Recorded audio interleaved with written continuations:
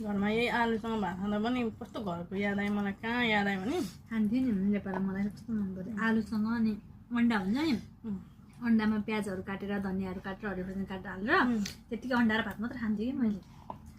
तातो तातो भात चाहिँ हुनुपर्छ नेपालतिर होटलमा त हामीले यस्तो पर आलु भुटेर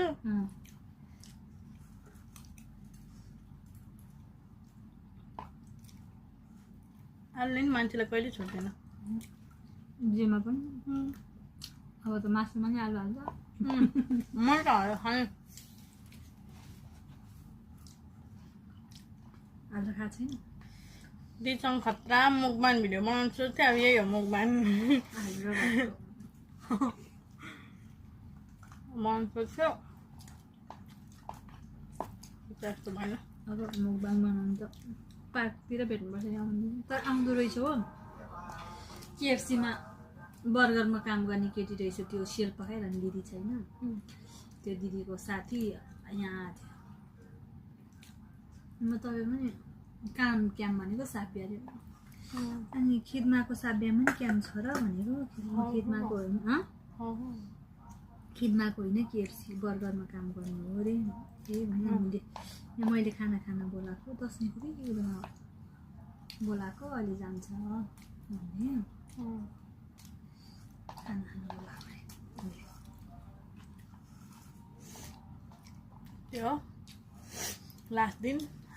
लास्ट भात मैले नर्मल बेलुका भात खाने थिएँ खायो मैले आज खान्छ भन्दै सोचेको थिएँ खाने नै भनेको आलु बोल्छु दुईजना भात खाने हुँदैन होला खाइरहेको छु हो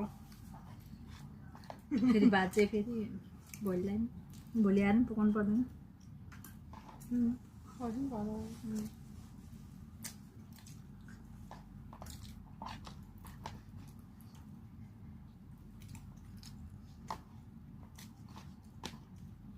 तरकारी चाहिँ कहिले लाग्छ भोलि मात्र खायो कि पर्सि नि छ पर्सि नि छ पर्सि त्यो बोडी के भयो ख्याले कहाँ छ बोडी यहाँ थियो त ऊ देखेको भोलि पकाएको छैन यहाँ हाल्नुहुन्थ्यो नि अघि हालिदिउँ छ आलु पनि मिठो भयो कति पछि खाऊ मैले त तपाईँले